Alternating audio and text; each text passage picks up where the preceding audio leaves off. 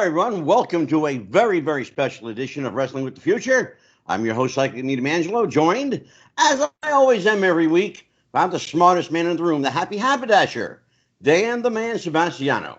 Danny, how you doing? I'm good, Angelo. It's first time since we've been doing this that we get a podcaster on the podcast, so we should be a lot of good stuff to talk about. I know you said he's a super fan, and there's a lot of wrestling to talk today, so I look forward to it. It's going to be a really good show. He's a really, really cool guy. And we're joined by marvelous Mike the Movie Maker Messier. Mike, how you doing, pal? I'm doing good, Angelo. It's good to be here on the show, and with you, Jason, Dan the Man, and our guest tonight, like Dan was alluding to, is very informed, very intelligent, very popular amongst the wrestling crowd. Absolutely. And speaking of popular, where are you going to put your growing accolades and your awards? You've gotten several more awards here recently. You're building a separate wing onto the mansion for them, or? When I visited Pete Rose's Ballpark Cafe in Boca Raton, Florida, as a young man, and I spoke with Pete, I said to Pete Rose, "Pete, you don't need to be in the Baseball Hall of Fame. You've got your own Hall of Fame right here. And maybe someday I'll have my own Mike Messier Ballpark Cafe. I'll have my own Hall of Fame. So exactly. I won't need anyone else's for all my accolades." Exactly right, Mikey. And, of course, the aforementioned to Jason. Jason Tuttle is a newbie to the show. Jason works behind the scenes. We call him affectionately the Bearded Wonder. How you doing, Jace? Doing good. I'm very excited to join the team and take part in this. I'm really looking forward to our guest tonight. Well, we're excited to have you here. I should tell everybody that when our website goes up, wrestlingwiththefuture.com, you can thank Jason for that. He's the brainchild behind our website. Thanks, Jason. We have a very special guest tonight, Dan. So let's talk, while we're waiting for him to call in, let's talk a little bit. What do you know about Dave Lagreca from Busted Open Radio? Well, I know he's just like a lot of us. He's a super fan. He's had a background in radio. He got involved in sports entertainment, entrepreneur style, doing his own thing. And next thing you know, one thing led to another. And he's hosting the #1 rated wrestling podcast in podcast land. The fact that you get some of the best names of the last 20 years rotating out co-hosts, a lot of good stories, several high profile, I don't want to say breaks of sorts, because that would be like, new news, but a lot of exclusive scoops that have come out in recent years have been through his interviews. Oh, so absolutely. It's I always joke being the smartest man in the room, so I'll take a close second on this show. Absolutely. I'll let you take second place.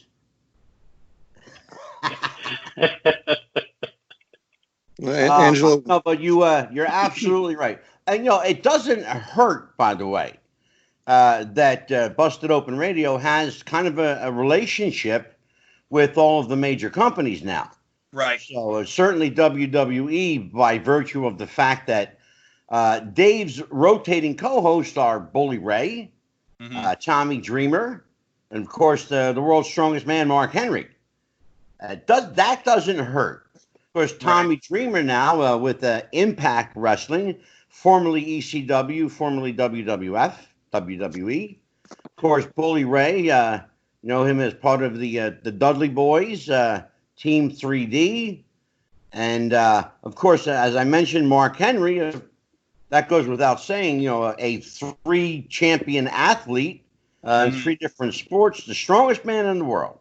So, Jason, tell me about what you know of Busted Open Radio. Do you listen to the show? I haven't yet.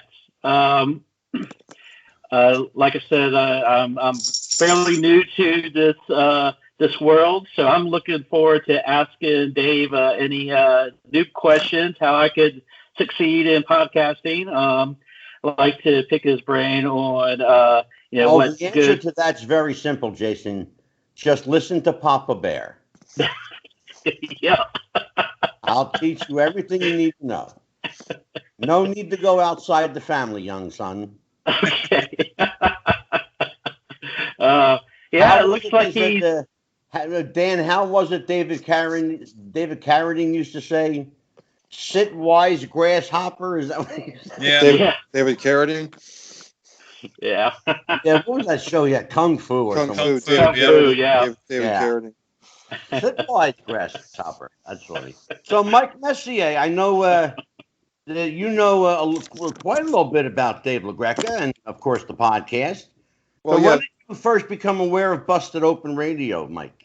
At least 5 years ago, and I think the show's been on for, I think they've said 11 years. So they've been on since 2009. I think I became aware of it at least 5, if not before. And probably like a lot of people, originally heard the show through clips on YouTube. And then when I started getting more into smartphones and, listening to podcasts directly on my iPhone, that's when I really found them. And one thing I would say is that I was listening to some episodes of him and Bubba Ray, especially today. Right. And Bubba Ray is pretty much still a worker. Bubba Ray is still pretty much in the business today, at age 45 or whatever age he's at. And so when Bubba Ray they were analyzing the Heath Slater return on Raw just last night. And it's a quick turnover. They have the show turned over quick.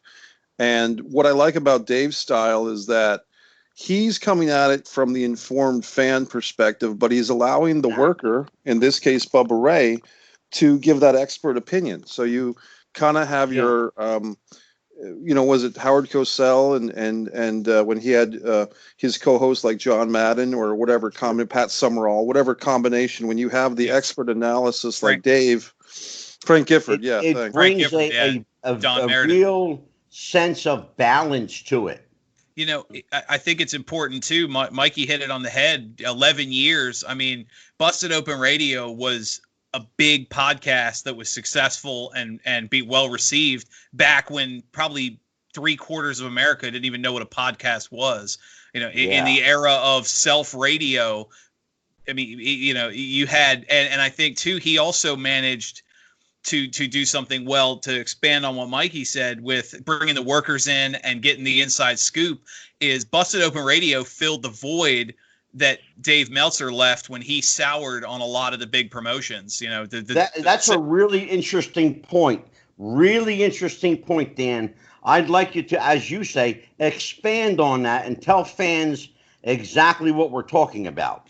Yeah, what I'm getting at is Dave Meltzer, the Pro Wrestling Insider, he was really the single voice for news inside, behind the screen, behind the curtain news for what is it, late 1970s, early 1980s. Yeah, he started. And it's interesting that you call him a Pro Wrestling Insider. He's never actually been in the business. That's correct. Ever. Yeah. He was the original. He was really the original super fan that went into business for himself. And oddly enough, there's stories out there. He took a lot of what PWI became famous for from some of the smaller newsletters at the time. The star ranking of matches they stole from I should say stole, borrowed creatively, whatever that's called.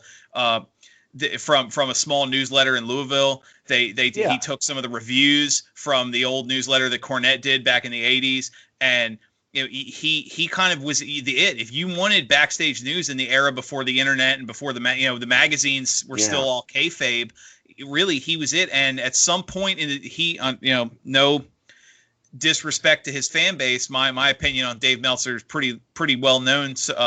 And low is that he didn't adapt well to the social media age, and he became, not at all. No, what ended up happening was the more news that was put out in the era of social media, it became very obvious that what Dave Meltzer was reporting as inside information was a tiny morsel of inside information and conjecture. What happened, Dan, was reality bit Dave Meltzer on the hiney. Right, but he would get word like a wrestler's unhappy. Well, and you kind of led me into this. Here's where Dave kind of shot himself in the foot. Go ahead. As long as you don't have a way of tracking and verifying and validating information, you can say pretty much anything you want and people will believe it as fact. Yes. But when the internet really came into bloom, now Dave Meltzer's got fact checkers. Yeah. Now Dave Meltzer has people that will say, hey, you know what? That's not quite true. What you wrote, you know, you kind of have the ballpark, but that's not what happened.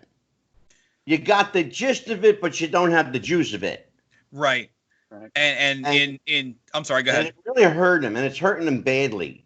Because people now know what kind of fraud he actually is. Right, especially in the Twitter era of the last few years, where he would tweet out a story, and the people involved in the story, there was a high-profile case, about a year or two ago with Seth Rollins, where he talked about Seth Rollins giving a very bad backstage speech when morale was low, blah, blah, blah. And Seth Rollins straight up tweeted him, like, I wasn't even there that day. You don't know what the F you're talking about. Exactly. And, you know, you have... It's like you say, you know, you watch a pay-per-view and a week later you read the newsletter and this, and oh, cool. Okay. That's what was going on behind the scenes. Well, now he's reporting it. And not only is it crap, but because it's coming out instantly, there's been actual on-record cases of Vince McMahon throwing away a script for Raw or SmackDown 5 minutes before showtime because he wants the dirt sheets to be wrong. Oh, sure. Dave Meltzer actually got this right, so now you're not winning the title tonight. You know, whatever. And he will do that. McMahon can afford to do that. Right. You know, I'm sure it doesn't bode well on his writing staff. You know, to have to scrap a show, you know, that they worked on all week long. Yeah. You know, and throw it in the trash can because Dave Meltzer, you know, kind of spoiled it. You know, let the cat out of the bag, so to speak. Right. You know, if there were ever a guy who should be bitch slapped in the public square, it's Dave Meltzer. I don't like the guy. Let me just go on record and say, I don't know Dave Meltzer.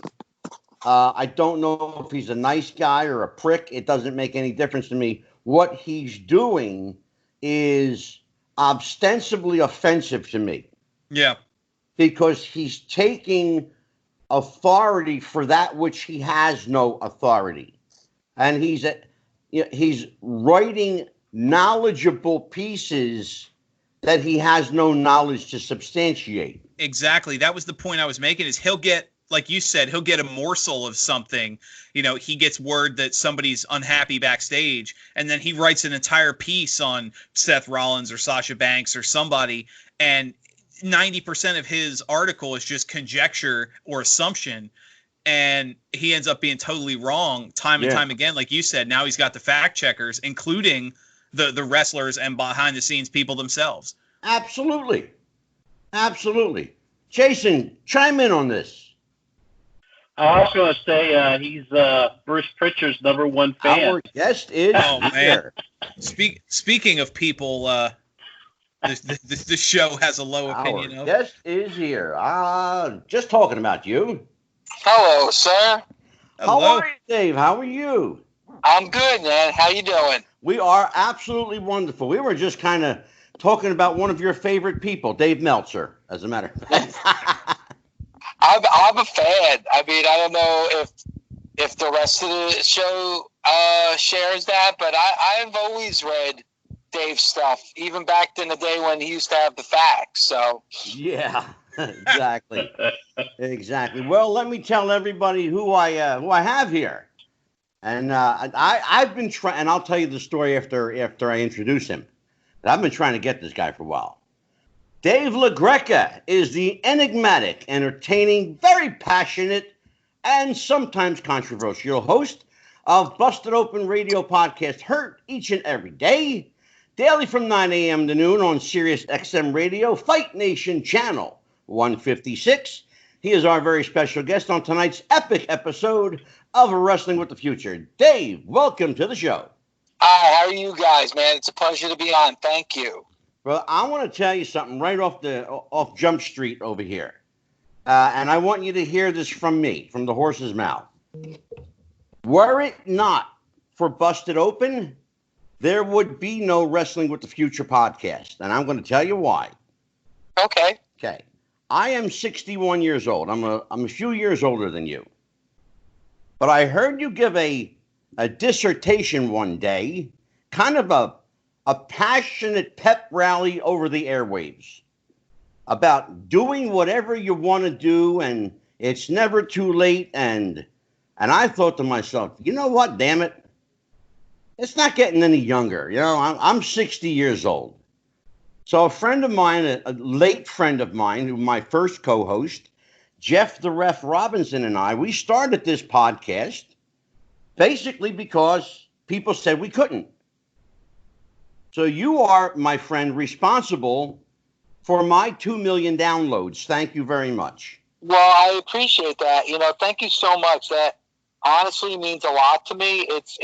I never would have expected that you and a lot of other podcasts have, you know, asked me to be interviews, and I like to be a part of the shows. And I've heard this so many times. So I really appreciate that. Thank you so much. And it's honest when I say that. It's never too late. And if it's something that you enjoy, and it's something that means something, and it's something that you're passionate about, there's no reason why you shouldn't do it, no matter what your age. Absolutely. And I'll tell you, you know, you heard it in my introduction, the very word I used, passion.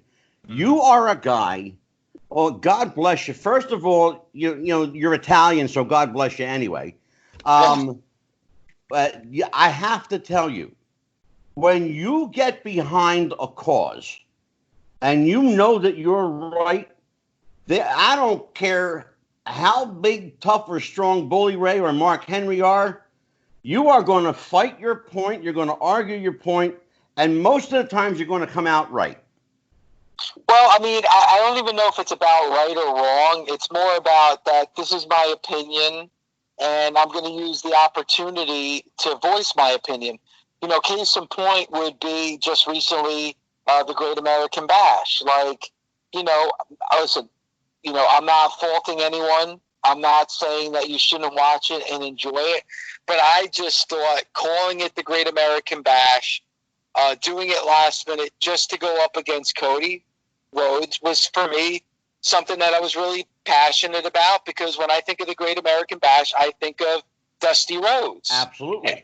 And I just didn't think that was like, you still need to be respectful, even when there's a ratings battle like NXT and AEW is having right now. Yeah. I still think there's certain things that you just don't do. And knowing that this was a special that Cody Rhodes put together with Fyter Fest, to counter it with Great American Bash, a creation of his father, I just thought was a little bit below the belt. And my feelings a little low class. You could call it anything you want.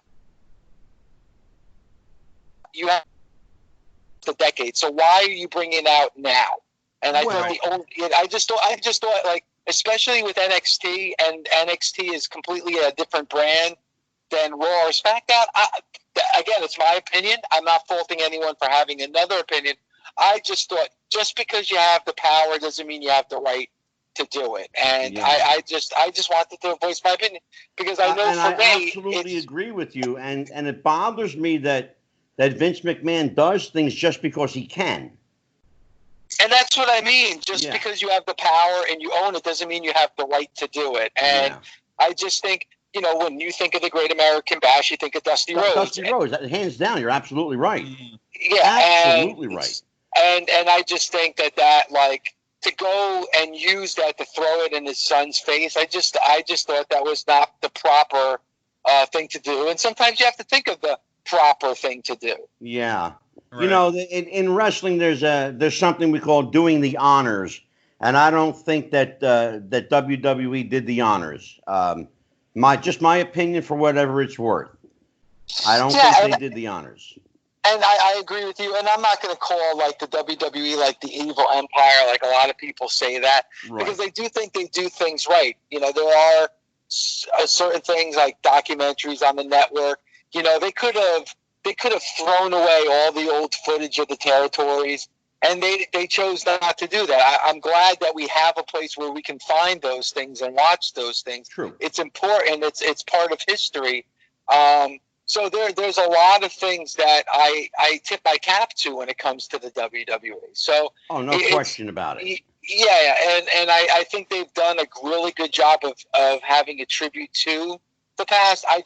This one particular thing, when it comes to the Great American Bash, I thought that was a swing and a miss. Yeah, absolutely. So let me ask you, Dave, how did you parlay this fandom into a successful, nationally listened to podcast? You had to start somewhere. Obviously, you were a fan growing up. I'm guessing that you're probably around maybe 50-ish.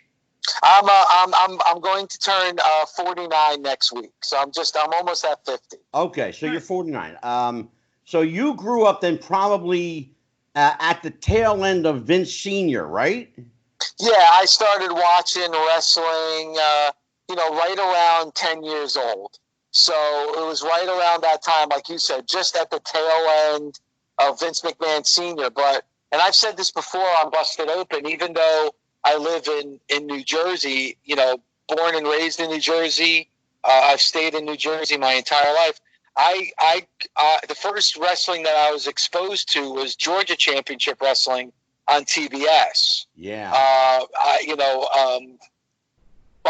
was by my friend's house at 10, and he was watching wrestling, and I remember it was Tommy Wildfire Rich was on the TV, yeah. and I remember watching it, and I never had watched wrestling before. And I've heard of it, but I never watched it. So my friend asked me, "Have you ever watched pro wrestling?" And I said, "No, but like, is that with like Bob Backlund? Is it?" And he goes, "No, that's the WWF. That's the fake stuff. This is the NWA. This is the real. Yeah, this is the NWA. This is the real stuff." So like, I was like, "Really?" And I was like, "Wow, I had no idea." And so like for the first about year and a half being a fan, I strictly just watched Georgia Championship Wrestling on WTBS on Saturdays. Yeah. And then once I discovered the wrestling magazine, that's when I started realizing that there was so much more, and there was so many more promotions and shows. Oh, and then I was hooked. And then I like by 1983, I needed to watch everything. So yeah. so that it was like it was I guess the best way, it was an obsession, and it's something that I've always been a fan of, and to be able to do this show is a dream come true. But to fast forward, I got into radio, and I started working at SiriusXM, and SiriusXM is where they kind of have so many different avenues of shows for anyone's taste. So I always pushed to get a pro wrestling show on, and 11 years ago, this past April, I got the green light to do one, and wow. it's just been building and building ever since. To now, it's not only a show on SiriusXM, but we also have a very highly successful podcast as well. So it's awesome. It's definitely something that I'm very, very happy and very pleased to be able to do. And I'll tell you what, Dave, your career parallels mine in so many ways. I too actually went to school for radio broadcasting and worked in radio for probably 27 years. Wow. Promoted wrestling for 24, and I actually hosted one of the very first wrestling radio programs along with Joel Goodhart, my buddy. Back in the day, it was called The Squared Circle. And I don't know if it was from Philadelphia. I don't know if you ever heard of that one. I have, out of Philly, yes. Wow, that's amazing. That's awesome. Yeah, and I too was one of those kids growing up. My father was like, "Oh, he'll grow out of it one day." That all changed when I walked into his bar one day with Jimmy Snuka. That's so cool. I've seen some of the pictures that you've posted on Facebook with, J.J. Dillon and Boogie Woogie Man, Jimmy Valiant, and Jimmy Snuka. That's amazing. And I remember also, being from the New York, New Jersey area, Jody McDonald, who was a Philly guy, used to do a radio show on the weekends for pro wrestling. So, like a lot of people look at me like, wow, but, there are people like you and like Jody from that Philly area that, were doing it, decades ago, which are, kind of like the pioneers of pro wrestling radio, which is awesome. Yeah, and I'll tell you what, unfortunately, radio as you and I remember it is pretty much dead. But thank goodness for the podcast platform, because now I get a chance to do what I did for a living and enjoy it and express my passion for wrestling through the podcast and get to share it with, the entire world. And of course, my buddies that are here with me. I'll introduce my co-host to you, and we got a pretty stellar cast here. My co-host, Dan the Man Sebastiano, is with the United States Navy for his shoot job. He is the guy we affectionately call the smartest man in the room. He knows everything about everything. The next in line here is Marvelous Mike, the movie maker Messier. Mike Messier is an award-winning actor, writer, producer, and director, and has shared the screen with Meryl Streep, Wesley Snipes, Frances McDormand, Sybil Shepherd, and probably others that I've forgotten by now. And of course, the newbie to the crew tonight is a guy we affectionately call Dave. He is the bearded wonder, Jason Tuttle. Well, thanks, guys, for having me out. It's a pleasure to meet you guys today. Nice to meet you, Dave. Mike, yes, sir. Thank you. With you. So you got Dave Lagreca. Go ahead, brother. Well, Dave, I want to echo your statements because I attended the 1988 Great American Bash pay-per-view in Baltimore, Dusty Rhodes versus Barry Windham, the Flair, Luger, Ray Iannucci, blood stoppage. That happened to be on our podcast producer's birthday. Angelo's birthday is July 10th, so happy early birthday to Angelo. Thank you. Today is actually July 7th, the anniversary of Sting, Ric Flair. So these matches took place. These matches took place over 30 years ago, and guys like you and me and the guys on the show and people listening have a real tendency to be emotional about things like Jim Crockett Promotions. And so when someone like Vince McMahon puts his fingerprints on something for NXT and they have a non-title women's main event, it's a bit insulting to our NWA heritage. But one thing that I want to compliment you, Dave, on is that I was listening to you and Bully Ray today, and you explored the topic that you guys in 11 years of doing a podcast have never revealed a spoiler. You've never gotten inside information, whether it was the pre-taped WrestleMania a few weeks ago or something from Japan that might air a couple of days later in the States.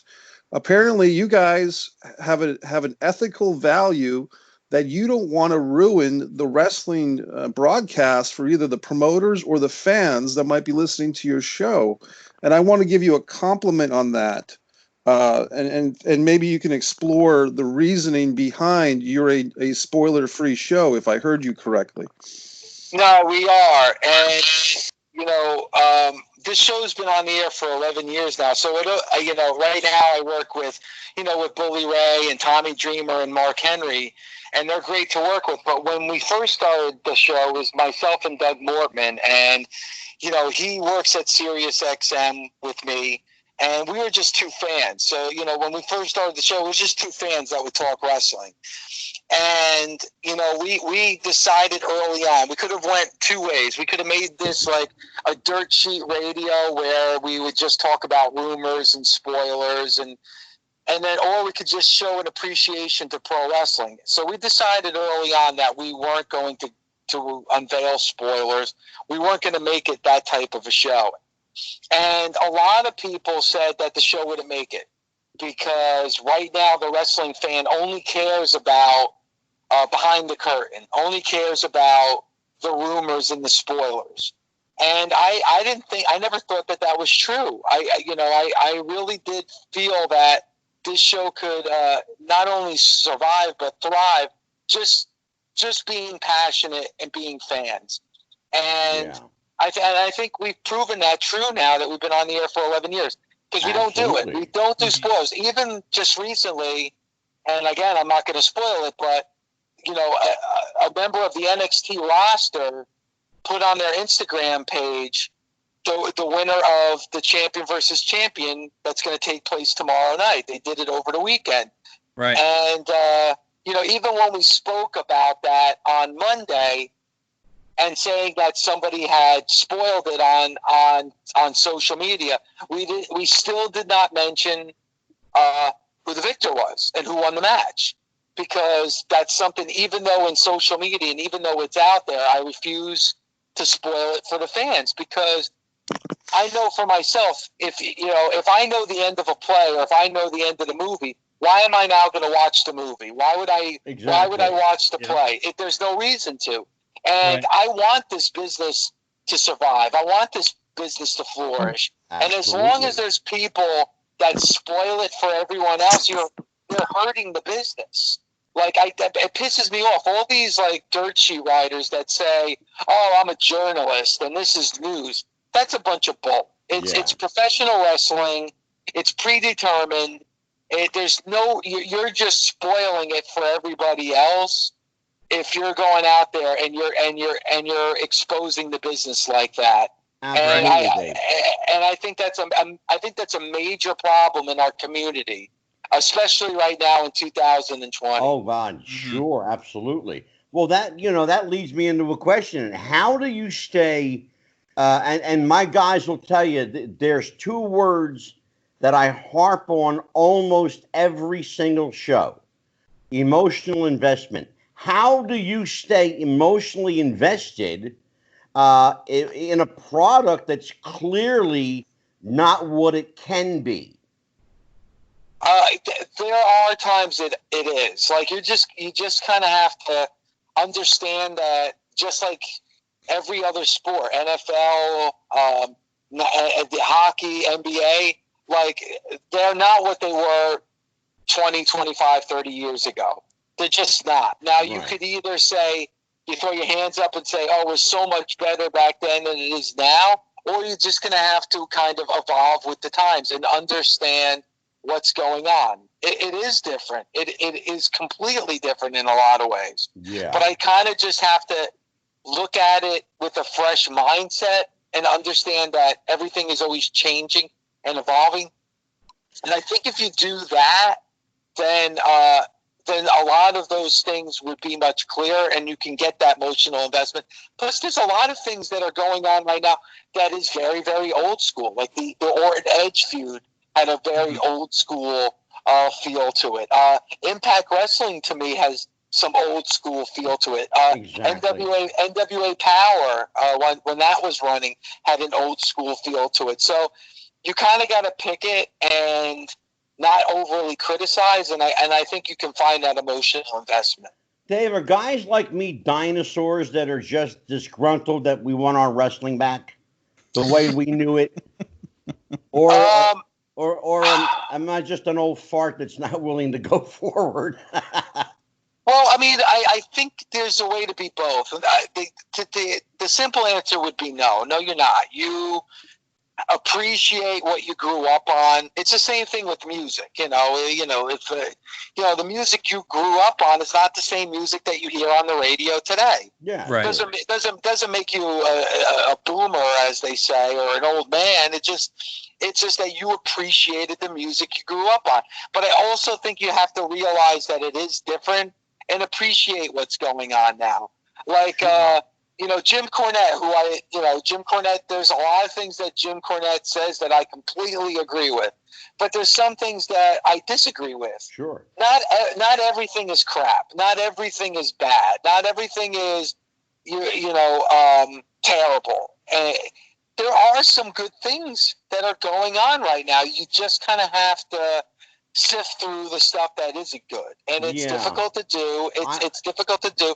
But again, like, you have to look at it in a different eye. It's not the same thing. And let's face it, you could go back and watch some things from the early 80s, and some of that wasn't good either. Oh, right. No question about it. So, yeah. But I'll tell you what, one of the things, at least from my perspective, that kind of makes me sad is that, and I know Dan and Jason are going to explore this, but You know, when I grew up, probably you too, when we grew up watching wrestling, we believed it. We believed that these guys were really in a fight. They're now the suspension of disbelief is all but vanished. And I know Dan wants to talk to you about that. Go ahead, Dan. Two things. Actually, first, real quick, Angelo was telling you the story where he brought Jimmy Snuka to his father's bar. Why don't you tell him who your dad bought that bar from, Angelo? I think he'll get a kick out of that. Oh yeah, my father bought the bar from Buddy Rogers. Oh wow, that's awesome. Yeah, that's so cool. Yeah, I knew Buddy. That's another thing, Dave. I knew Buddy Rogers very, very well. And Jimmy Snuka lived about 5 minutes away. That is amazing. I live in Wrestlers Row, Dave. King Kong Bundy was like 6 blocks away. Buddy Rogers was 5 minutes east. Jimmy Snuka was 5 to 7 minutes west.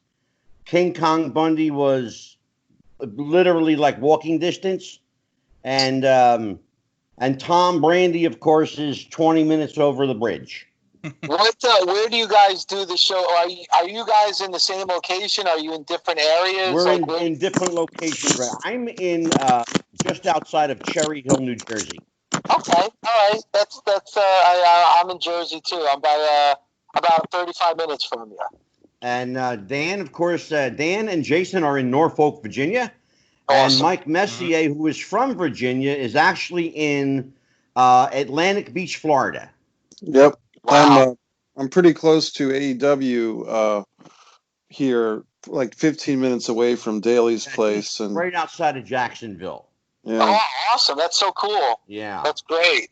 So yeah, I've actually been in the business 48 years, legit 48 years. In earnest, and I will tell you, I've told Bill after I had Bill on the show. Bill's a friend of the show. I grew up calling Phil Zacco Uncle Phil. Now, he was my grandfather's accountant. Wow. Yeah, so I grew up pretty much around wrestlers and boxers. That's my childhood. But oh my God, I got stories. Please, I got stories. In a small world of sorts. Angelo mentioned he records from Cherry Hill, New Jersey. It's actually where I was born before we moved. Which speaking is kind of what leads into my question. We moved for my father's business when I was a kid. The area I lived, we got the Baltimore and the DC stations. So you had NWA on one channel and WWF on the other, because the NWA was as far north as Baltimore and WWF came as far south as DC. I guess my question to you is looking at it from the fan perspective. I'm very much in the Jim Cornette mentality that 90% of what's on TV today is garbage. How do you just because I've been a fan of your program for a long time, and how do you get someone like me or someone like that mentality where I see someone like an Orange Cassidy or like watching dick flips on TV and people who the Young Bucks whose entire gimmick is wrestling is fake. Look at me. What you're watching is a stunt show. What I'm clearly doing isn't real. And how do you explain to someone like me that sees that mentality and is just off put by it, that you can find nuggets of goodness in there? It's difficult because, like what you guys were just saying, when we grew up watching, did we think it was fake? Maybe. Did we think it was real? Yeah, maybe. There was, and then there were certain times where, all right, that, like I said, like, the WWF is fake, but the NWA is real. But, that Sergeant Slaughter, that Sergeant Slaughter, Pat Patterson boot camp match, that's real. Like, look at it. That Snuka Backlund cage match, that's real. Yeah. Like, how can you say that's fake? Look at that. Like, it was the uncertainty of it. That era's gone. Like, so, like, the first thing you have to realize when you talk about, like, right now is crap, the first thing, and maybe you may not be able to overcome that. In a lot of ways, I've been able to. I think that it's a shame that the kids today go into being a fan without without the magic of what we fell in love with. Like there was a magic there. There was a magic there, and that magic's gone. That's right. But there's still magic, and that is the magic of storytelling. Like you mentioned the Young Bucks, and I admit I'm not the biggest Young Bucks fan. I say it on the show. I'm not discrediting them. I've met them. I've interviewed them. They're great guys. I like AEW. I'm in AEW's corner. I want it to do well. But I'm not a big fan of Young Bucks matches because of what you just said. It's almost blatantly throwing it into your face that this is a show, this is not real. Mm-hmm, so, like, last May, I was at Double or Nothing in Vegas. Right. And, watching the Lucha Brothers and the Young Bucks, you're like, all right, this is too showy for me. But then on that same show in the main event was Cody Rhodes against Dustin Rhodes. And it was a bloodbath. They told an amazing story in the ring. And like, you see a match like that and you're like, all right, this is, hopefully the future of pro wrestling. At WrestleMania 36 to see, Rhea Ripley and Charlotte Flair. To me, that was a fantastic match that told you a good story in the ring. So you kind of have to like the Orange Cassidy, and I find Orange Cassidy very entertaining. You have to take it for that. I do too, Dave. You have to take it for that. To you, I find him entertaining, and when I tell you why, you'll understand it. He's a character, and I grew up watching characters. Absolutely. I mean, look at, like the Missing Link. That was a character. Oh my God, I loved him. Scared the shit out of me. Kamala, like I know it's a little bit of a stretch, but you just have to watch it with a different eye. And listen, a lot of the wrestling that we grew up with, you had to watch a little bit with a different eye. So I just feel you have to be maybe a little bit more open-minded. And then again, you don't have to watch everything. There's nothing to say like, all right, I gotta watch Raw on Mondays and Impact on Tuesdays and NXT and AEW on Wednesdays and SmackDown on Fridays. If you're just a fan and you're just watching it as a fan, pick and choose what shows that you like more than others and just stick with that show and see where it goes. Dave, I got to tell you, there's a guy you work with, and I want you to tell him I said this. There's a guy you work with, Bully Ray.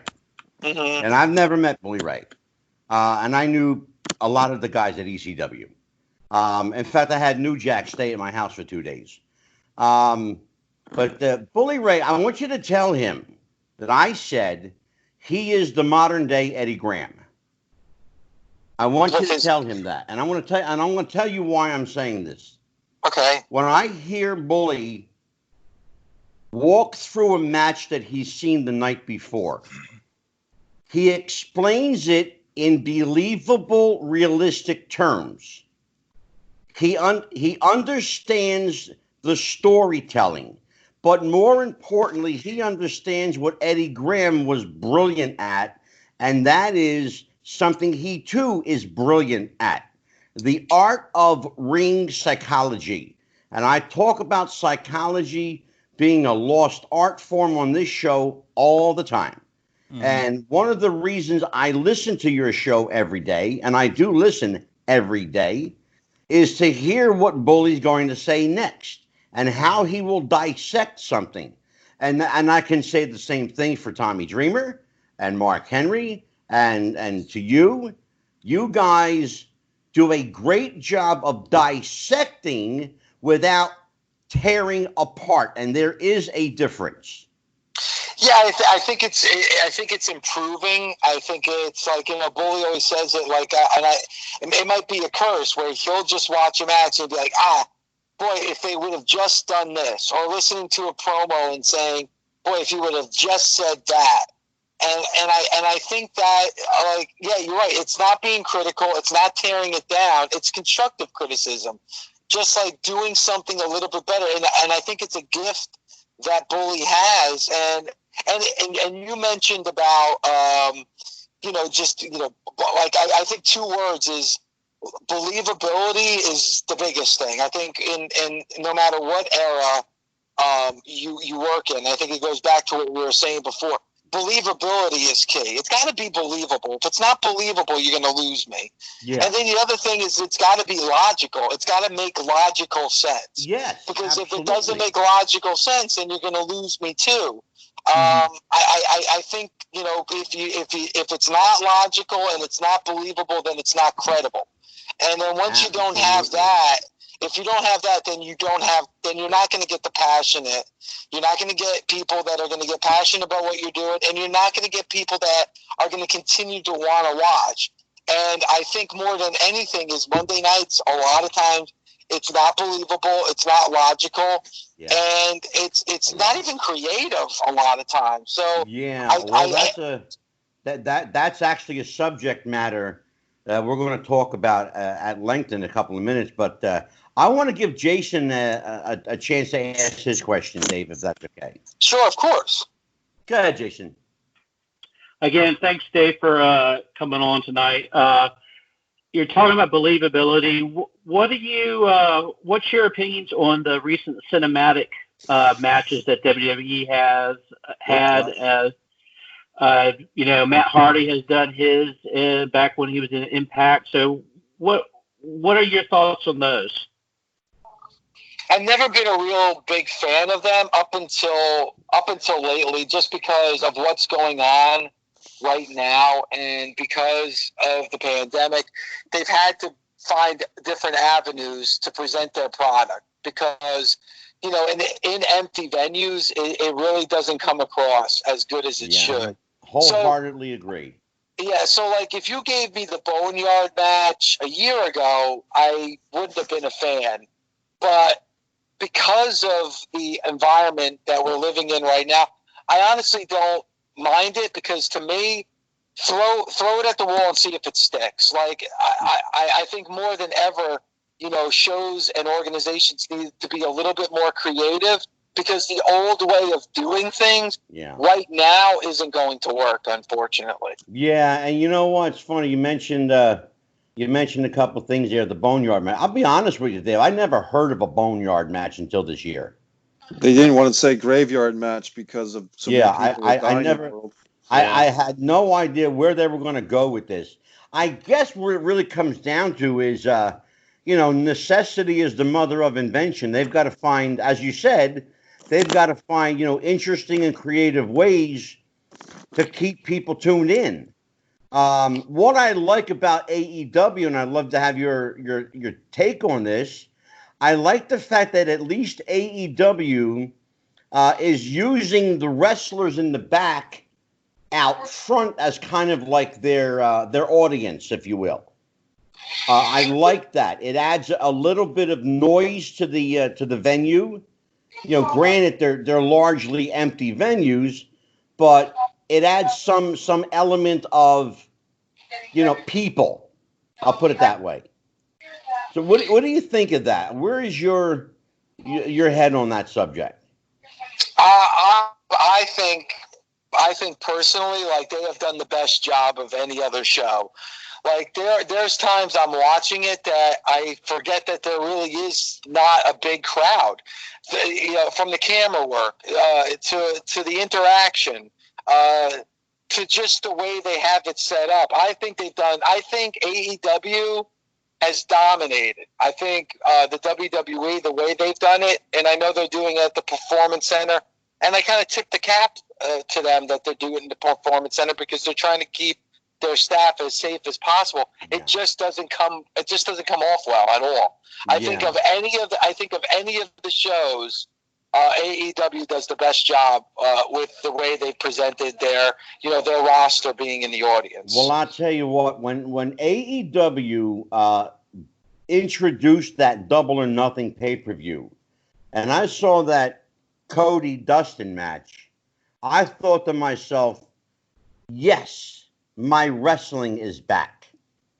And then it kind of waned a little bit. Then the pandemic hit and everything, of course, came to a scratching halt. But I agree with you. Oh, wholeheartedly, I agree with you that they're doing I think, the best job of creating a feel and a sound.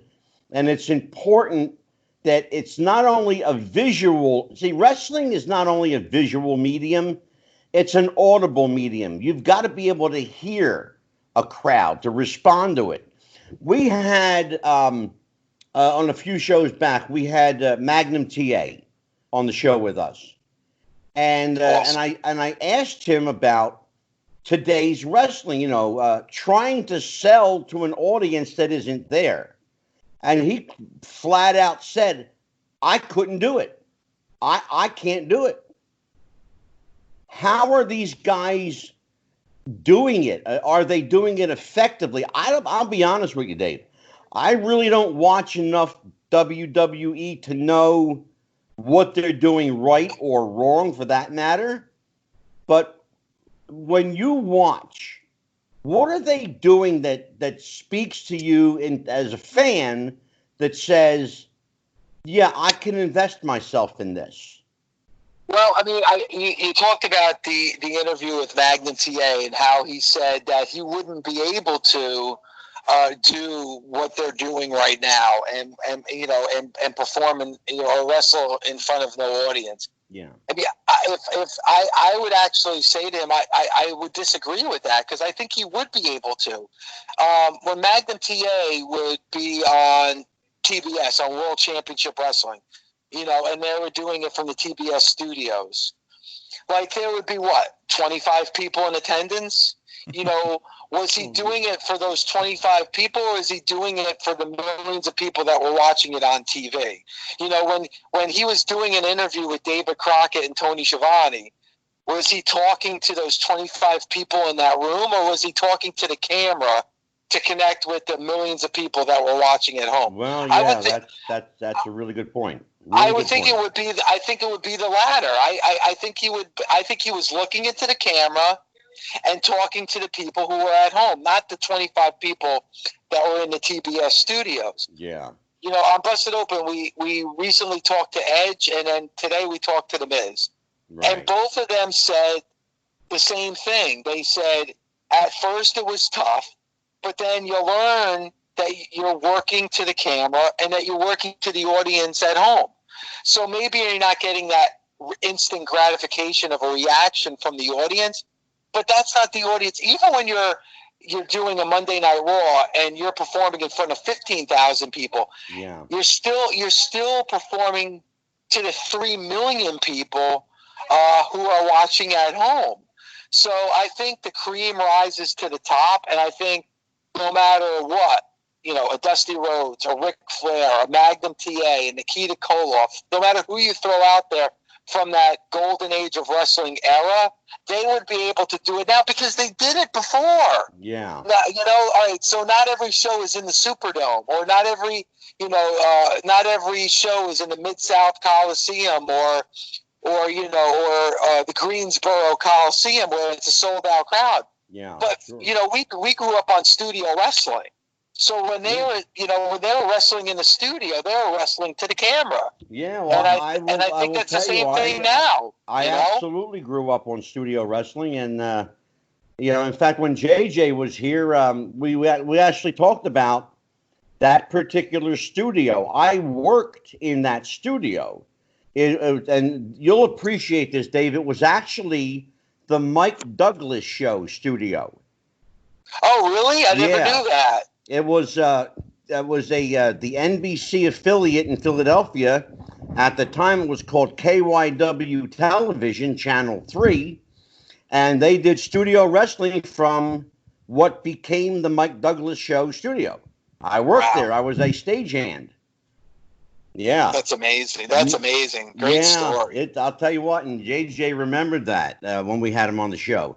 We had JJ and Davey O'Hannon on talking about their friend Bruno, and in the interest of full disclosure, I knew Bruno as well, and we all talked about our friend Bruno. Speaking of which, Mike Messier, he's got a couple questions for you, Dave. Hi, Dave. Sure. Hi, Dave. There's so many things we could talk about. One thing I would say is, as the kind of host, producer, straight man, so to speak, on your show, busted open. With these gentlemen, Tommy Dreamer, Mark Henry, Bubba Ray especially, they've all got great careers, and probably, I've met Tommy and Bully Ray several times each.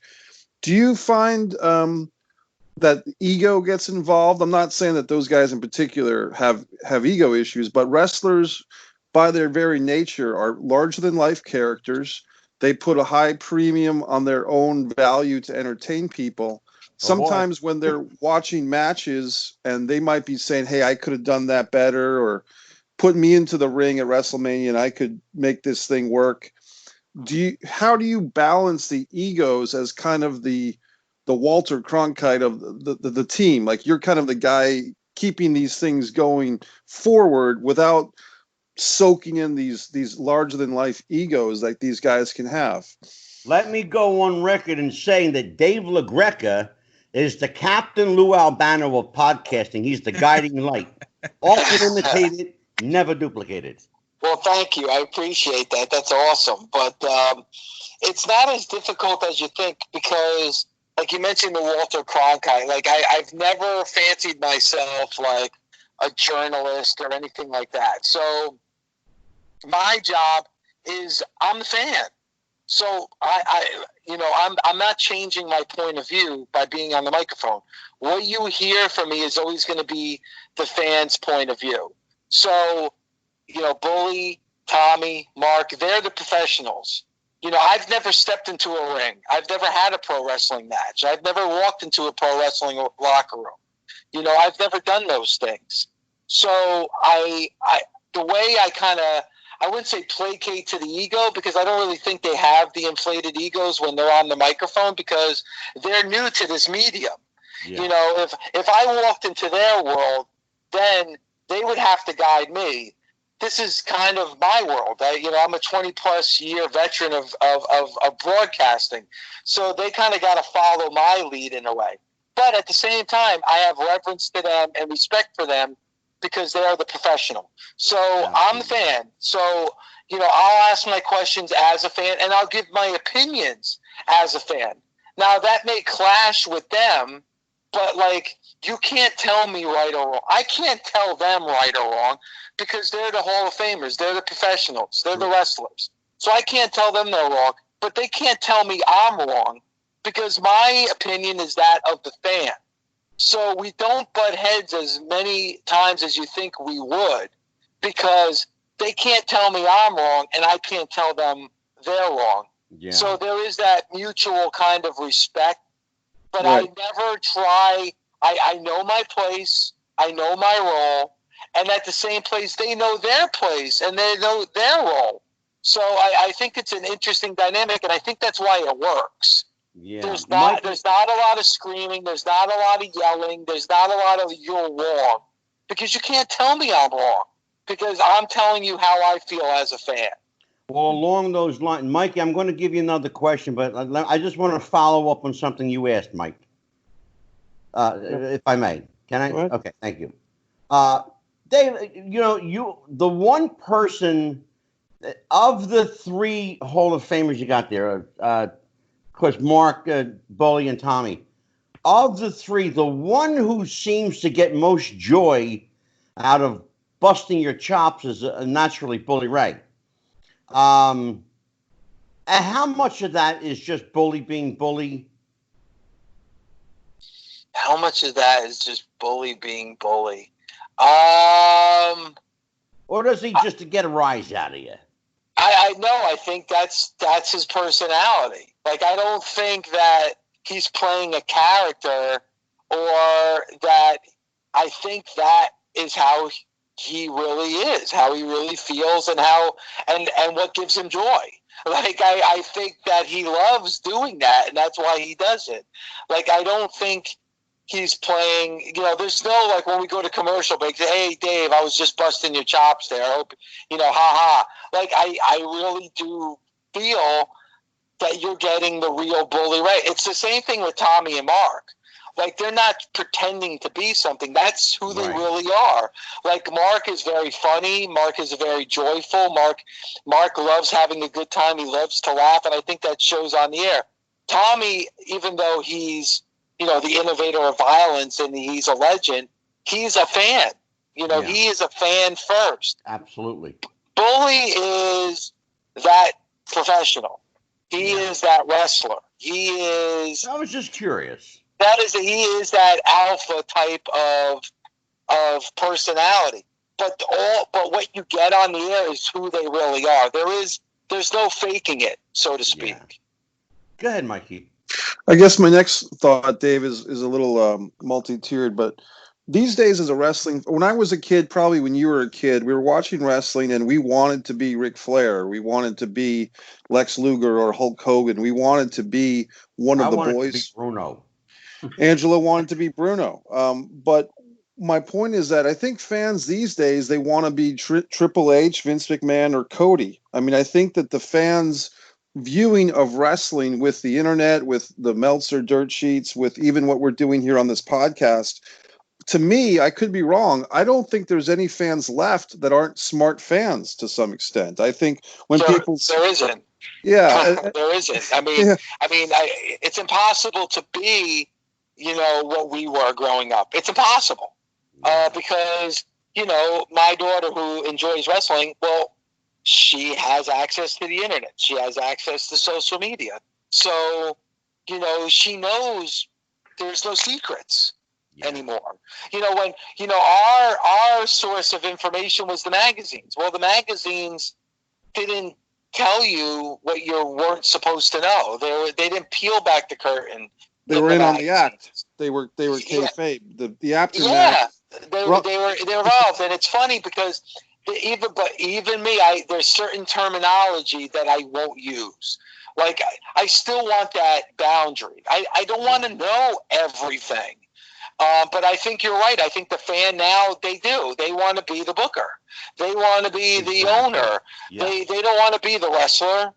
And I think that I think you're absolutely right when you say that. So it's true. It's funny because, like you said, you wanted to be, Bruno, or you wanted to be, Superfly Snuka or Dusty Rhodes, or I wanted to be Bill Apter. I wanted to cover the matches. I wanted to take the pictures, and I wanted to write in the magazine. Like that's what I wanted to do. But I don't know if there was a magazine that was out now, because even Pro Wrestling Illustrated, pretty much the only magazine that's out there now. Yeah, they're not what they once were. I don't know. I don't know. I honestly don't know if Busted Open was completely in character and the people we talked to were in character, and we just reported on what we saw on the shows. I don't know if a show like that would survive in 2020. That's a really good point. Dan, you want to pick up that? Yeah, actually, I kind of wanted to expand there because you talked about the character and realism and the fans being gone.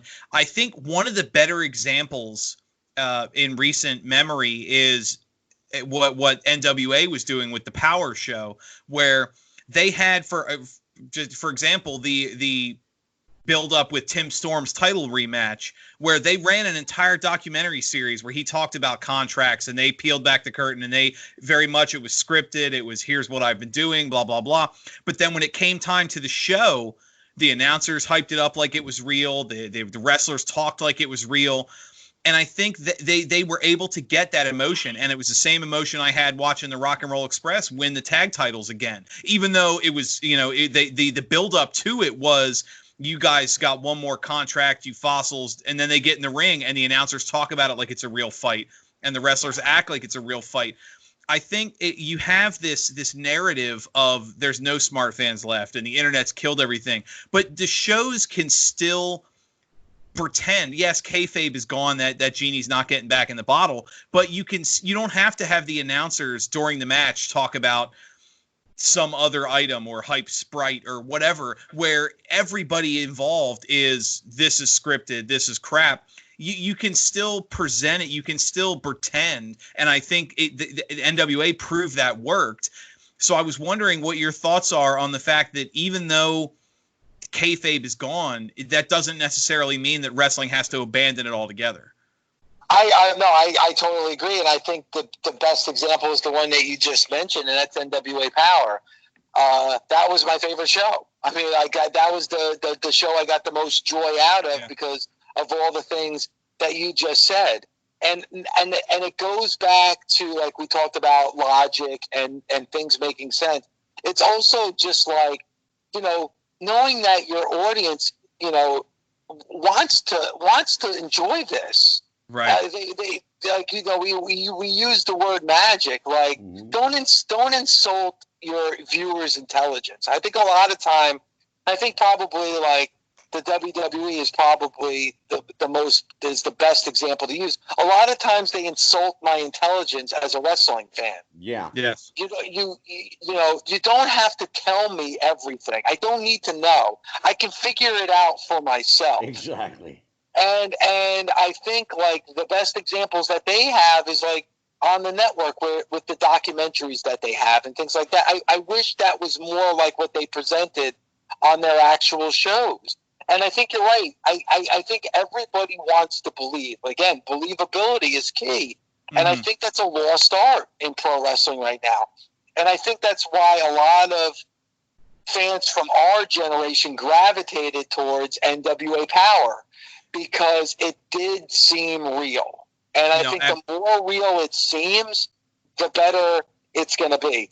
Absolutely. Can I interject something, Dave? Sure. That too was my favorite show when it came on. And you might laugh at me when I tell you why. The visual, you heard me mention earlier that wrestling is a visual and audio medium.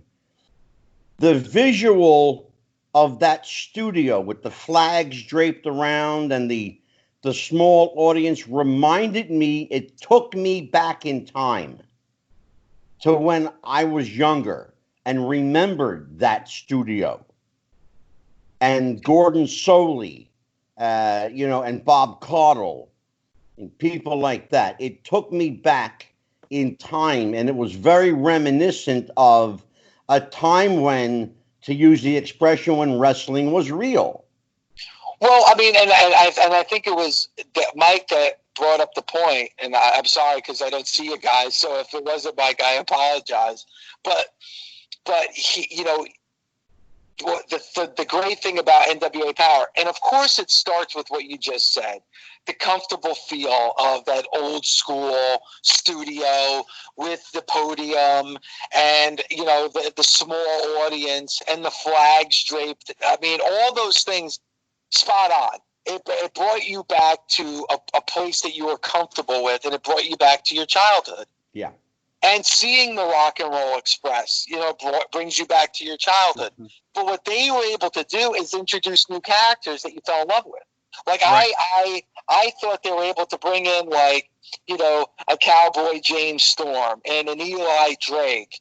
And I think Nick Aldis was a great representation as NWA champion. Mm-hmm. So even though it had that old school feel to it, I thought they did a great job of introducing wrestlers and characters that you bought and that you bought into. And that's why that was my favorite show. And it's a shame now because I don't know if we're ever going to get that back, because with this pandemic, I don't know how long this is going to be. They didn't tape any new shows, so they don't have anything. And Dave Lagana, recently stepped down. So I'm fearful of what the future of NWA Power was, and it hurts me because it was really hitting a stride, and I really thought it had momentum, and I really thought it was creating a buzz, and then this pandemic happened, and I just fear that we're not going to get that show back. Yeah, it put the kibosh on everything, Dave. It really did. I tell you what, I really thought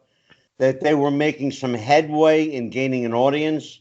I know that there was talk of Billy Corgan, negotiating with a television network. They were within striking distance. I know this factually. They were within striking distance of a television deal when the pandemic hit.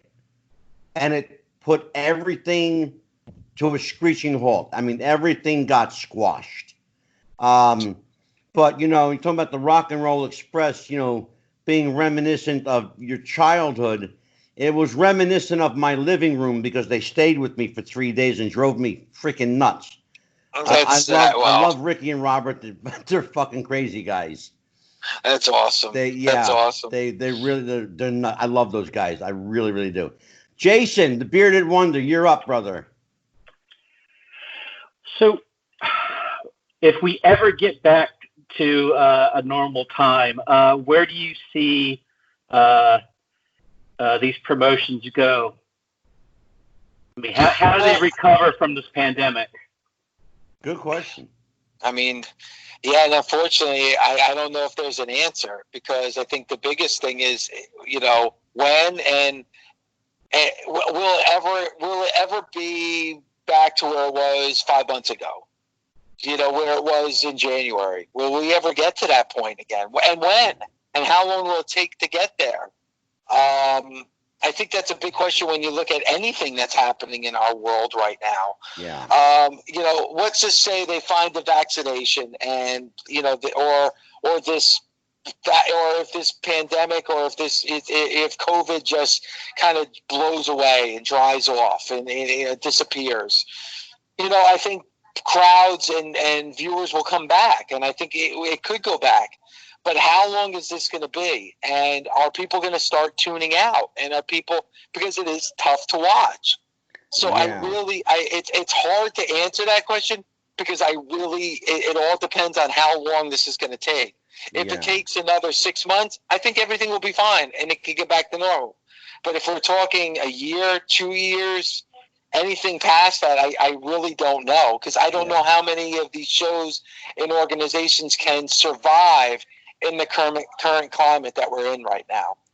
Yeah. I absolutely agree. One of the things that Bill Apter and I talked about when Bill was on the show, so and I kind of asked him basically just what you and I were talking about. What's it going to look like? What is a fan audience going to look like? I mean, will they be, crammed into an arena? Will it be a sparse crowd? You don't know. Nobody knows yet.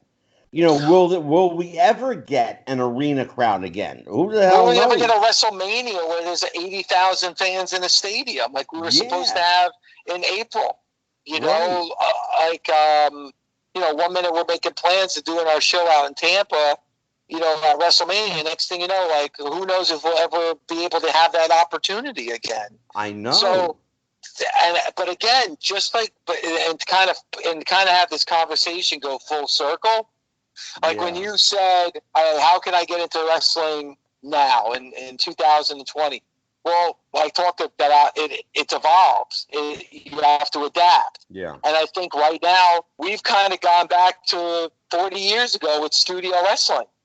We've kind of come full circle. Yeah. You know what? That's a really interesting take that none of us really kind of, as smart as we are, as smartened up as I like to think we are, the simplicity of that statement is profound, because that's where it all started.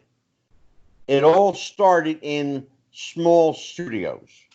When you were watching it back in the day, were you ever like, oh, this is, I can't believe I'm watching something that only has, 30 people. This is ridiculous. Dave, do you remember the days when they used to paint people on the back wall? Yeah. And let me ask you something. Did you mind? Did you care? No, exactly. Because when I was 8, 9 years old, I thought they were people and I didn't give a shit. Yeah, because I have the old VHS tapes of that. I didn't watch that live, but I have the old VHS tapes. But even watching the old AWA with the orange curtains, and it was, I didn't mind. I didn't care until around 1987, when you saw 90,000 people at the Silverdome. Then it was kind of tough to go back and watch studio wrestling. But you know what? Now everything's in a studio. Everything's in closed quarters. And so, we're not getting that. Yeah. We may never get that. I know. That may never happen again. And this is in all walks of life. Professional football at the NFL. We may never get a stadium full of fans. That might be a part of our history and not our future. Yeah, I know. Unfortunately, it's sad, but it is what it is. It's going to be interesting to think about a 90,000 seat stadium sitting empty, while the team plays a game on it. That's certainly that's different. Let's be fair with that, Angelo. You two are in New Jersey, where the Jets and Giants play. You guys haven't seen a full stadium in years anyway. Well, that's true, Dave. It's been a while. It's been a while. And the last time I was at the stadium was for the XFL, so there was only 5,000 people. Speaking of a COVID casualty. And there were still more people there than at a WWE event. Yeah, well, unfortunately, you're probably right. Hey guys, I'm sorry, I gotta jump off because okay, Dave. I hate to do that because I think that we're having momentum in this conversation. So I hate to do that. I hate to jump off, but you guys got to have me on again because I love the conversation. You guys have been fantastic. Thank you, man. I actually learned stuff today on this show. So we are the smartest guys in the room. And yes, you definitely, and you're in different rooms. So I mean, exactly. Hey guys, thank you so much. I truly appreciate you having me on, and thanks so much for the time. Thank you. Thank you so much, Dave. Say hi to Billy and Mark and everybody. You got it, my friend. You got it, buddy. Thanks, guys. Take care. Bye-bye. That was great. Dave Lagreca busted open. All right, guys. He brought up an interesting point that, Dan, being the smartest guy in the room, you should have thought of that. But he's actually, I bust your chops. But he's absolutely right. It's everything that we're seeing now, and it's just the simplicity of his statement. Yeah. Was profound because what we are seeing today is what I saw growing up was studio wrestling. And I touched on that in a previous show. I remember watching the old Bruno tapes, and there was Wahoo and Bruno and some of the biggest names in wrestling, and you had a painted backdrop that looked like a crowd and the front row, maybe 20 people in chairs. And that was, and yet you're based on your ratings, your TV audience was 13 million a week. And, I think it's important. I like how he touched on the crowd, because I've said numerous times, Billy Gunn and his son were the MVPs of AEW. And that's because of how they were in the crowd. I think it's very important. Those 20, 30 people, Angelo, you remember those old tape shows, those 20, 30 people would bring in energy that 10,000 people at a bad show couldn't. And that's the biggest difference. In sheer volume what they lacked in numbers. Absolutely. And that's the biggest difference. If you look at AEW's crowd, having the wrestlers out there, that was a natural energy that really just permeated the building. The WWE using the performance talent the way they are, and the training talent, it is so heavily scripted. You're watching people. There was an incident with that kind of became a meme of sorts, where you had people wearing Iconics T-shirts booing the Iconics because that's what the script told them to do. And the audience is chanting, this is awesome in unison, and there's boos and cheers where there shouldn't be.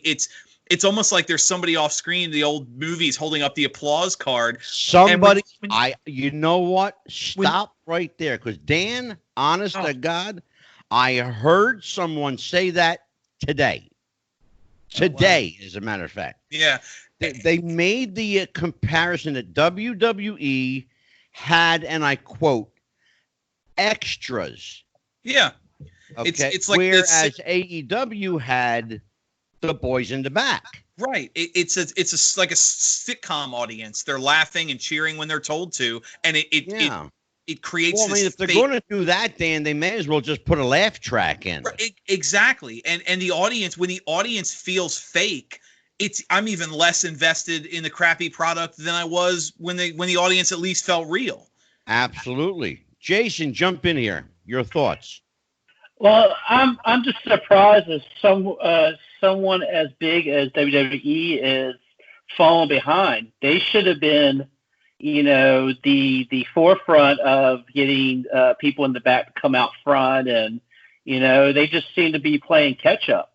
Do you think that has to do with the supposed opinion of Vince not thinking this pandemic is truly, a thing.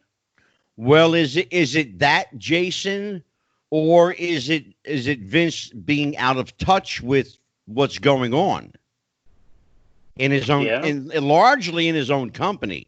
Largely in his own mind. Vince is probably suffering from early onset dementia, or also. Well, hey now, Mikey, I'm glad you brought that up, Mike Messier. You're the writer here. If you're writing this in a pandemic, what do you do to right the ship that's sinking? I'm not sure if I shared this with you guys or not on the show, but I'll share it now, which was when this pandemic started in early March, if I were in charge of WWE, which I'm obviously not, they were having poor creative before this. They were having tarps in the audience before this. I would have started a storyline with Triple H and Shane McMahon fighting for control of the company behind the scenes. I would have had Stephanie McMahon as the woman in the middle between her brother and her husband. I would have had the NXT wrestlers as Triple H's guys that he was pushing. And I would have had Shane on behalf of the old school, namely Vince, because I don't think Vince could pull it off at his point right now. But he could come in for cameos as kind of like the ornery Burgess Meredith Penguin character. But I would have done something like Dynasty or Dallas from the 80s, where I would have had a behind the scenes power struggle that carried the shows on Raw, SmackDown, and NXT, and the focus would have been on Triple H in the locker room, Shane McMahon in the control room, skits. Okay. And I think kind of peel back the curtain, but not really. Peel back the curtain. Dan, expand on that. A worked shoot, basically. What I'm saying is, if we all, the best thing about WrestleMania to me, work shoot, bro. The WrestleMania picked up steam with the buried match, the graveyard match between Undertaker and AJ on the end of night one. That's when WrestleMania picked up steam, was the final match on night one. Right. What I would have done is applied that same ethic and that dramatic quality. Vince McMahon has said for 20 years, we make movies, pal. Well, here's your opportunity. Don't make a movie, make a weekly series like Dynasty, like Dallas, like Scandal, whatever show that people like on Netflix at the time. You have all the editing capabilities. You have all the cameras. You can have less matches.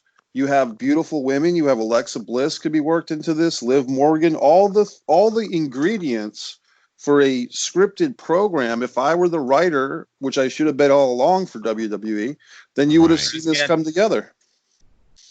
Well, I'll tell you what. Go ahead, Dan. Go ahead. I say we almost did it. We almost got through a whole show without Mikey dropping that writer joke again. Well, it's I know, right? People ask me, Dan, and to answer your question or your statement, people ask me, Mike, why do you get so disillusioned with WWE in particular? It's because I had a job interview to be a creative writer in 2007, and had I been hired for the company, we would all be enjoying better wrestling for the last 13 years. So that's my disillusionment. There's another writer who's actually going to be a guest on our show in a couple of weeks that had an interesting take on this whole thing. And I don't know if Jason or Dan, if you've heard this, but Vince Russo actually came up with a pretty good idea. Follow the wrestlers at home during their daily lives. How are they dealing with the pandemic? How is the company dealing with the pandemic? And have that be a weekly show. Kind of like NWA did following Tim Storm in the lead up to Power. Precisely. Exactly. Okay, because that was some of the best stuff I'd seen in a long time. You see, I think, and one of the reasons that people listen to us is not so much that we pull back the curtain, because we really don't. Right. But we do something that WWE had the opportunity to do but dropped the ball. What we do is we put a human face on the wrestler, on the character. Yeah. They had right now, if they chose to do it, Dan, right now, they could do it and successfully do it and push their numbers up. Yeah, I think the key would be having to make it, like Mikey talked about, being the kind of work shoot, because my biggest worry is if they were to do something like that, you would basically have an episode of Total Bellas with everybody in the cast. It would be so obviously scripted and bullshit that the fans would lose interest. You know, you got to at least Jason, I got a question for you. During the conversation, might have been Mikey who was talking to Dave about kayfabe. You know, how everything's kind of out now. They've pulled the layers back on the onion so much that some people don't think they can peel the onion back again, put the layers back on it. Yeah. Is it possible now in 2020, given what we know or what we think we know, is it possible to put the onion back together like Humpty Dumpty? Could we put it back together? You know, it's funny you brought up Russo. I was going to bring up that same thing. I did see that clip of him saying that. I think that would be a good start to bringing that onion skin back or putting Humpty Dumpty back together again. To sort of, follow them. Don't ignore the pandemic. Embrace it. You know. I mean, they're already shooting. I mean, the wrestlers themselves are going on and saying how much it's scripted. And, Edge even said, I don't know why they're calling this the greatest wrestling match ever, Yeah. Well, that's got to speak volumes. Yeah. I definitely think that would be a good idea to do that behind the scenes shoot, follow the wrestlers. We just have to be careful you don't see a John Moxley in the background waving. Right. Well, I mean, WWE actually kind of dropped the ball in that regard too. I don't know if you guys saw it, but there was a match that took place. I believe it was a ladder match where someone allegedly fell off the ladder during a commercial break or just before a commercial break. Well, apparently they didn't cut away in time. And you saw the wrestler come down from the ladder and lay on the floor. Yeah, they got hurt. They actually had the same problem with the very first closed circuit broadcast they did with the empty arena, because they didn't cut to commercial break, and during the so-called commercial break, the four women, it was a women's tag match. The women in the ring just kind of stopped and were talking to each other, and you were watching like, what the hell am I seeing? And about halfway through the conversation, then it went to commercial, and it was like, oops, they went to they stopped wrestling during the commercial, or they went to commercial too soon, and it completely shot to hell everything you were seeing. But I think it's funny that Jason really hit a good point on that with the social media and the wrestlers saying what they need to do. The biggest thing with kayfabe and kind of trying to, like I mentioned, that genie's not going back in the bottle, is just maybe you can't control the wrestlers themselves, because we touched on that on one of the roundtables with how many stories have been shattered because wrestlers put something on social media they weren't supposed to, or revealed that they were actually not hurt or not injured or whatever. And I think it's really important, even if you're not going to control social media, you can at least keep it in the ring. Edge comes out, his first promo, and he talks about, me and you, Randy, we were in the back and we were at catering and we were talking about, we're going to go tear the house down tonight. And that was 10 years, and he's like, we would plan these matches, and his entire promo was, everything up to now is crap, but this fight we're about to have is a real one. Is real, yeah. And too late, too little, too late. But that's the thing. It's like, I know I mentioned it before. Becky Lynch talking about getting to play a character for 10 years, for 3 years. It's like, you just admit she can never come back as the man again, because you just told me that at last kicking is a character that's not you at all. Yeah, you just shit all over the character that made you. Exactly. If you can keep that off screen, I don't give a shit what your wrestlers are doing on Twitter. I don't care, because the average fan's probably not going to pay attention. But especially, no offense, Angelo, but somebody who's a little older that might not be, your 40, 50, 60-year-old wrestling fans, they don't give a crap about Facebook and Twitter and all this stuff. Why you look at me when you say that? If what you're seeing on TV is keeping keeps the curtain closed, that's all you really need. Yeah. Well, Dan, this is a great spot to do a commercial.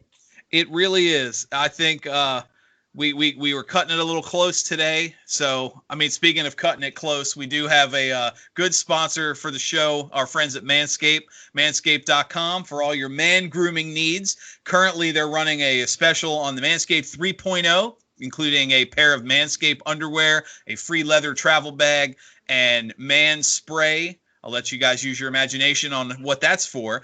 But for anybody who, especially now in the summer, let's be honest, guys, the worst feeling in the world is how do we word this properly?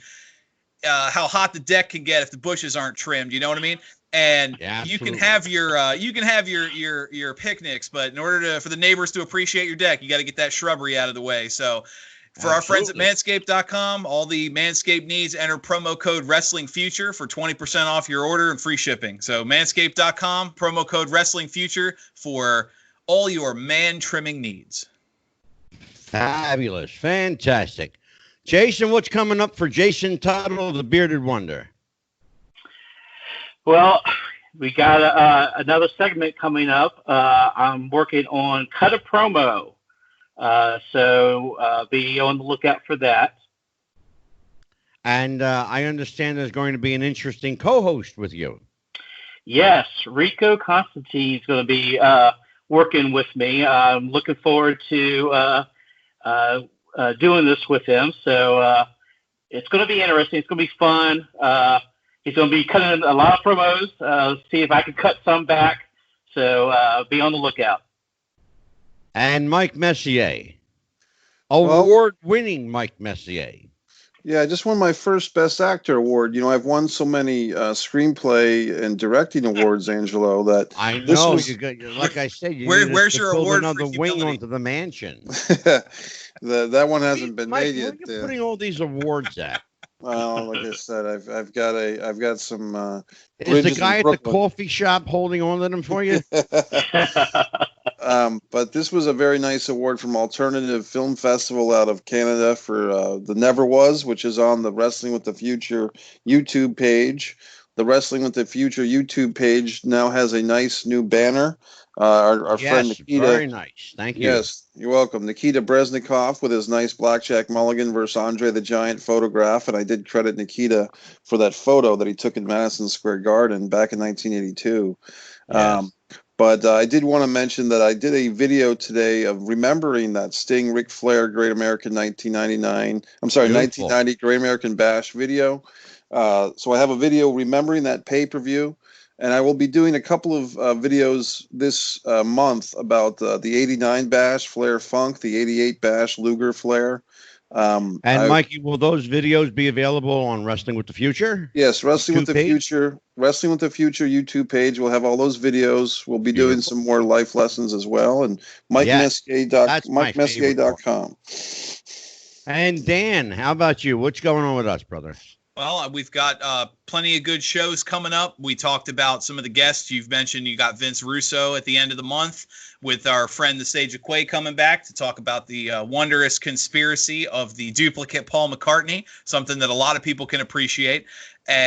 As far as Mikey touched on today in history, I think it's important to note that the most important, what I consider the most important moment in modern wrestling occurred today, July 7th, 1996, Hulk Hogan turning on WCW and forming the NWO. Bash at the Beach, 1996. Yeah, that was hard to believe. That was 24 years ago for anybody that wants to feel young. Mm-hmm. So, as for me, we've got a couple of good roundtables planned. Keep digging, kid. Keep digging. Hey, I'm the same way. There's no way I think about that back then, and it was more than half my life ago to think about that. Go ahead, rub it in some more. I love you. Hey, you know what?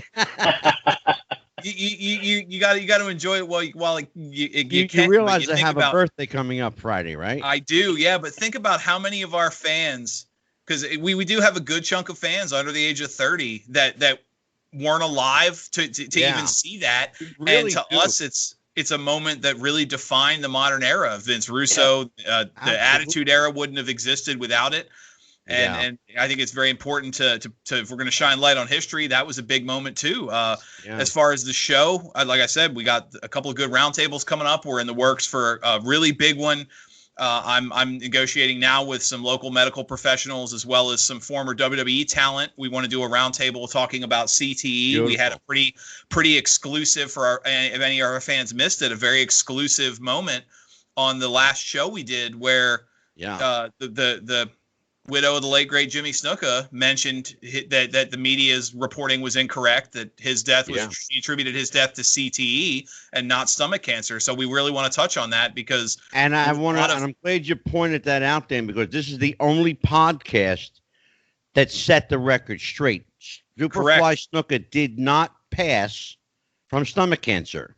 He died from chronic traumatic encephalopathy, CTE, as it's commonly called.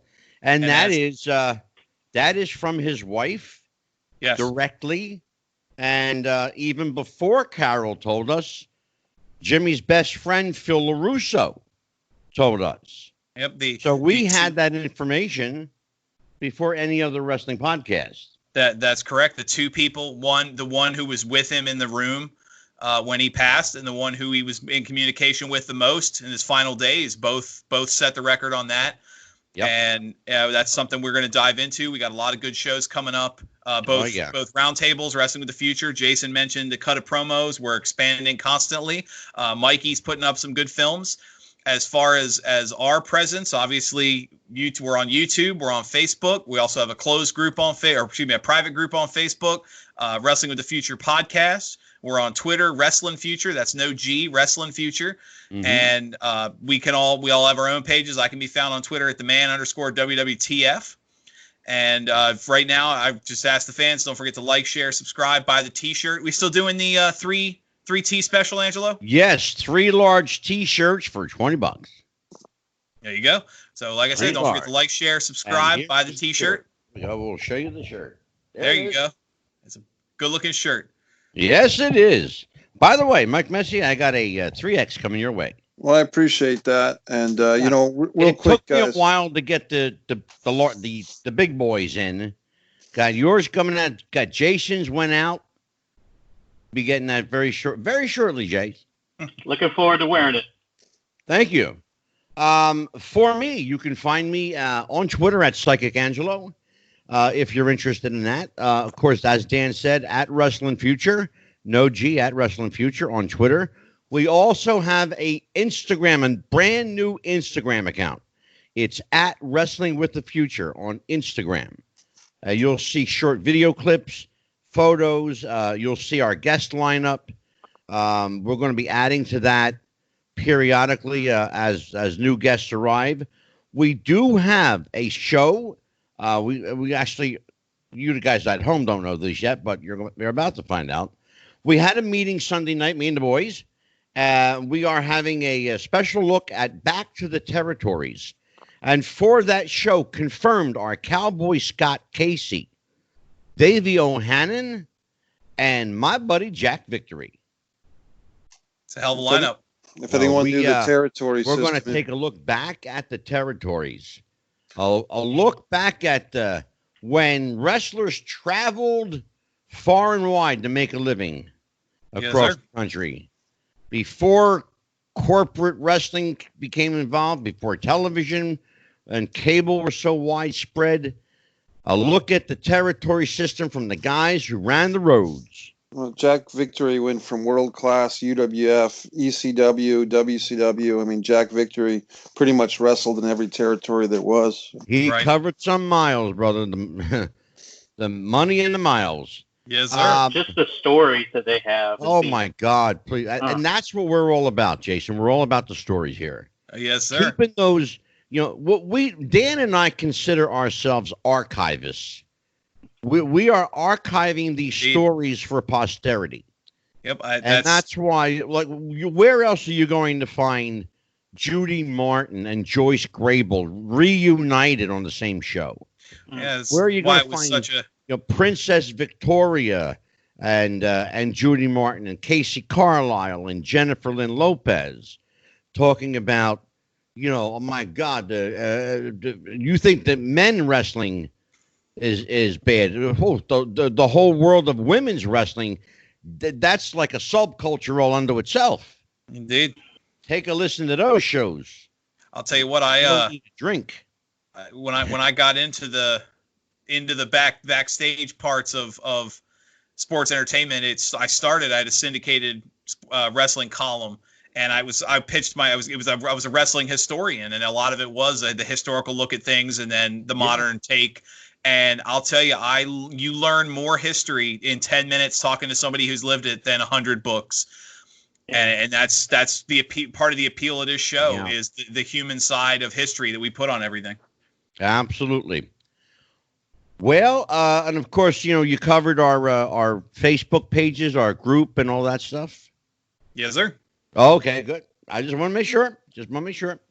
Well, I'm going to have to say goodbye to everybody. So, I'll tell you what, we got to have Dave Lagreca back. That was a great interview. I would, Dave was very generous in giving us about an hour and 10 minutes tonight, which, quite frankly, is about 40 minutes longer than I thought he was going to go. He didn't want to leave us, buddy. I know. He was enjoying himself. I didn't want him to go. I was just about to ask him, Dave, how are we on time? Well, well, I guess we know now. But I'll give Dave a call this weekend, and we'll find out when we can rebook him. Sounds good. Thursday night, we've got the Tennessee stud, Ron Fuller, with us. Ron is the author of a brand new book. We're going to talk to him about his book. So, and we're going to talk to him about growing up in the wrestling family. Of course, his father, the great Roy Welch. They basically single-handedly created Tennessee wrestling, Southern wrestling. And I'll tell you what, that man is a walking encyclopedia of wrestling history. I'm looking forward to that conversation a lot. So, for Jason the Bearded Wonder Tuttle, for Marvelous Mike the Movie Maker Messier, and for Dan the Man Sebastiano, I'm Psychic Medium Angelo. Take care, everybody, and happy wrestling.